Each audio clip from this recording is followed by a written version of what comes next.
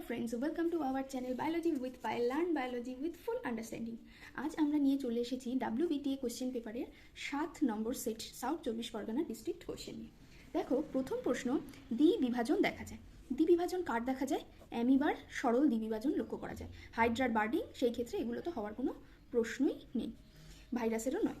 তারপর চলে আসি দ্বিতীয় প্রশ্ন, 8টি নিউক্লিয়াস যুক্ত কিন্তু 7টি কোষ দেখা যায় কোথায়? Very tricky question. 8টি নিউক্লিয়াস এবং 7টি কোষ দেখা যায় সপুষ্পক উদ্ভিদের ভ্রূণস্থলিতে। ভ্রূণস্থলিতে কি হয়? যখন ভ্রূণস্থলী গঠিত হয় তখন এখানে দুটি সহকারী কোষ থাকে, তারপরে এখানে ডিম্বাণু থাকে, তারপর এখানে নির্মিত নিউক্লিয়াস যাতে থাকে সেটা 2n প্রকৃতির হয়ে থাকে, এবং নিচে 3টি প্রতিবাদক কোষ থাকে। তাহলে 3 + 2 5 6, এবং এখানে দুটো নিউক্লিয়াস থাকে, নির্মিত নিউক্লিয়াস 2n প্রকৃতির হয়ে থাকে, তাহলে হয়ে গেল 8। তাহলে 8টি নিউক্লিয়াস যুক্ত 7টি কোষ দেখা যায় সপুষ্পক উদ্ভিদের ভ্রূণস্থলিতে। তারপরের প্রশ্ন দেখো, IUDS হলো, IUDS কি? Intra uterine devices.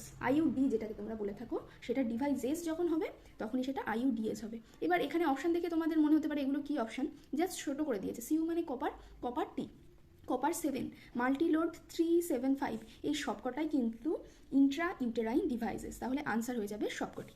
তারপরের প্রশ্নটি দেখো, এই যে একটা সংকর লম্বা এবং প্রচ্ছন্ন যে বেঁটে, তাদের মধ্যে যখন ক্রস করা হবে সেই ক্রসকে আমরা কি বলবো? খুব সহজভাবে বলতে পারি, সেই ক্রসকে আমরা টেস্ট ক্রস বলবো।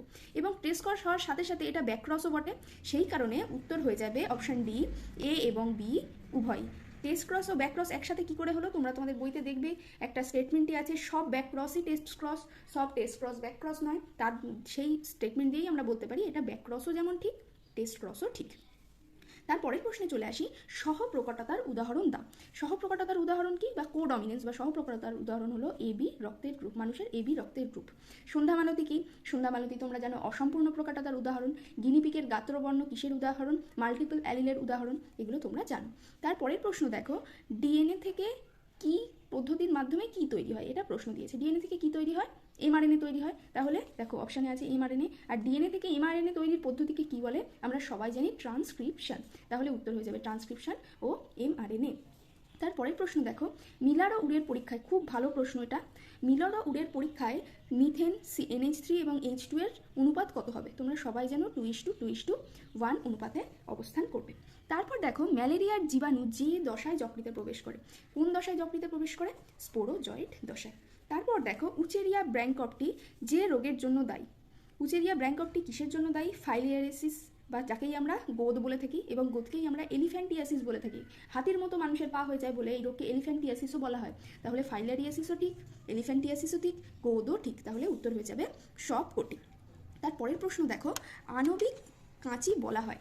আণবিক কাঁচি কাকে বলা হয়? তোমরা সবাই জানো রেস্ট্রিকশন এন্ডোনিউক্লিয়াসকে আণবিক কাঁচি বলা হয়। জিনের একাধিক প্রতিলিপি তৈরির সাথে যুক্ত। জিনের প্রতিলিপি কে তৈরি করে? আমরা পড়েছি PCR পদ্ধতি, পলিমারেজ চেইন রিয়াকশন পদ্ধতিতে জিনের একাধিক প্রতিলিপি তৈরি করা হয়। তারপরের প্রশ্ন দেখো, পশ্চিমঘাট এবং ইন্দ্রবর্মার সাথে সম্পর্কিত। পশ্চিমঘাট এবং ইন্দ্রবর্মা এগুলো কি? আমরা জানি হটস্পট, বায়োলজিক্যাল হটস্পটের উদাহরণ হচ্ছে পশ্চিমঘাট পর্বত এবং ইন্দ্রবর্মা। তারপর দেখো, বিওডির পরিমাণ বা বিওডির মান অনেক যখন বেশি হয়ে যাবে জলে, যখন বিওডির মান অনেক জলে বেশি হয়ে যাবে তখন জল কেমন হবে? খুব দূষিত জল হলেই বিওডির পরিমাণ বেশি হতে পারে, তাই না? তারপরের প্রশ্ন দেখো, খুব ভালো প্রশ্ন এটাও, যখন প্লাস এবং জিরো সম্পর্ক হবে। প্লাস মানে কি? একজনের আরেকজনের সাথে থেকে মিউচুয়ালিজমের ফলে একজনের সুবিধা হচ্ছে কিন্তু আরেকজনের সুবিধা অসুবিধা কিছুই হচ্ছে না, তেমন সম্পর্ককে আমরা কি বলি? কমেনসেলিজম। কমেনসেলিজম। এটা যদি অ্যামেনসেলিজম হতো তাহলে কি হতো? একজনের ক্ষতি হতো, আরেকজনের কোনো অসুবিধা হতো না। এটা যদি মিউচুয়ালিজম হতো তাহলে কি হতো? দুজনেরই লাভ হতো। আর প্যারাসাইটিজম হলে কি হতো? যে হোস্ট হতো তার ক্ষতি হতো, আর যে প্যারাসাইট তার লাভ হতো। এগুলো পড়ে রাখবে, এগুলো কিন্তু পরীক্ষায় আসতে পারে। তারপরের প্রশ্ন দেখো, চলে আসি 2 নম্বর প্রশ্ন, সার্টোলি কোষের কাজ কি? সার্টোলি কোষের কাজ কি? শুক্রাণুকে পুষ্টি যোগানো। শুক্রাণুকে পুষ্টি যোগায় বলে সার্টোলি কোষকে পোষক কোষ বা নার্স সেল বলা হয়, নার্স সেল। তো পরীক্ষায় তোমাদের প্রশ্ন আসতে পারে নার্স কোষ বা পোষক কোষ কাকে বলে, তখনও কিন্তু উত্তর হবে সার্টোলি কোষ। শুক্রাণুকে পুষ্টি যোগানোই এর কাজ। তারপর দেখো, HCGর পুরো নাম কি? HCG কি? Human chorionic gonadotropin.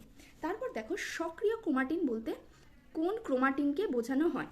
সক্রিয় ক্রোমাটিন বলতে বা অ্যাক্টিভ ক্রোমাটিন বলতে আমরা ইউক্রোমাটিনকে বুঝিয়ে থাকি। জানো তোমরা দুরকম ক্রোমাটিন হয়, হেটেরোক্রোমাটিন আর ইউক্রোমাটিন। হেটেরোক্রোমাটিন থেকে প্রতিলিপিকরণ সম্ভব হয় না। ইউক্রোমাটিন, যেটা আমাদের কোডন থাকে যে ক্রোমাটিনে, তাকে আমরা ইউক্রোমাটিন বলে থাকি। তারপরের প্রশ্ন দেখো, দুটি অ্যান্টিবায়োটিকের নাম লেখো। দুটি অ্যান্টিবায়োটিকের নাম তোমরা বইতে প্রচুর আছে, লিখে দিতেই পারবে। যেমন আমি বলি স্ট্রেপ্টোমাইসিন, ক্লোরামফেনিকল, এমন দুটো অ্যান্টিবায়োটিকের নাম লিখে দিলেই হলো। তারপরে প্রশ্ন দেখো, এসপিএম থেকে মুক্তি পেতে কি ব্যবহার করা যাবে? ভেরি ইম্পর্টেন্ট প্রশ্ন। এসপিএম এর ফুল ফর্ম কি? Suspended particulated matter. এসপিএম থেকে মুক্তি পেতে কি ব্যবহার করা হয়? Electrostatic precipitator. Electrostatic precipitator. তারপরে প্রশ্ন দেখো, হিউমাস কি? হিউমাস কিছুই না, ধরো মাটিতে অবস্থিত যে জৈব পদার্থ, যেটা কিনা গাছ, পচা পাতা প্রভৃতি জিনিস থেকে সৃষ্ট, যে পদার্থ উদ্ভিদের অত্যন্ত পুষ্টিকর উদ্ভিদের প্রতি, এবং তার মধ্যে প্রচুর খনিজ পদার্থ থাকছে, প্রচুর মিনারেলস থাকছে, এবং যা কিনা গাছকে পুষ্টি যোগাতে সাহায্য করছে এবং মাটিকে পোরাস প্রকৃতির করে দিচ্ছে এবং জল ধারণ ক্ষমতা বৃদ্ধি করছে, তাকেই আমরা হিউমাস বলে থাকি, মাটিতে অবস্থিত জৈব উপাদান।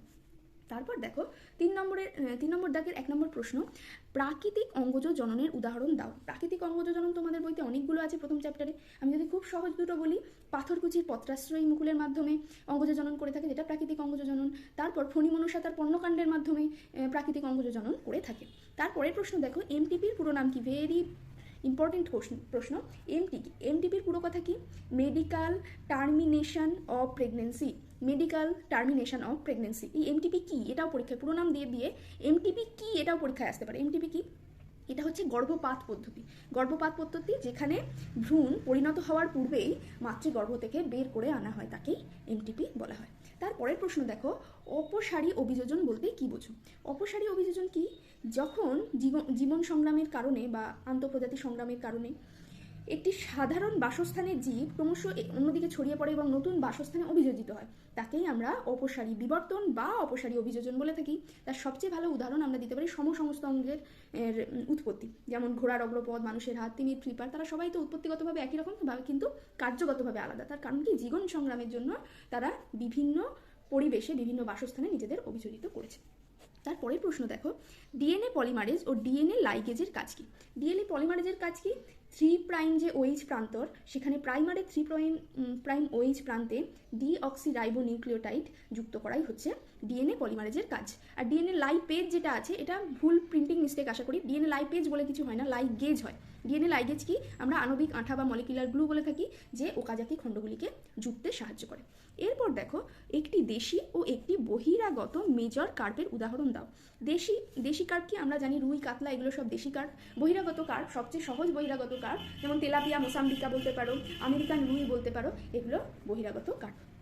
তারপর দেখো, জৈব গ্যাস প্রস্তুতিতে ব্যবহৃত ব্যাকটেরিয়ার নাম কি? জৈব গ্যাস প্রস্তুতিতে না বিভিন্ন রকম হাইড্রোলাইটিক ব্যাকটেরিয়া, অ্যাসিডোজেনিক ব্যাকটেরিয়া, মিথাজোজেনিক ব্যাকটেরিয়া ব্যবহৃত হয়, কিন্তু এখানে শুধু তোমাদের 1 নম্বরের জন্য দিয়েছে, যেহেতু তোমরা ব্যাসিলাস বা কস্ট্রেডিয়াম, এস্টেরিয়া কোলাই এরকম নাম লিখে দিলেই হলো।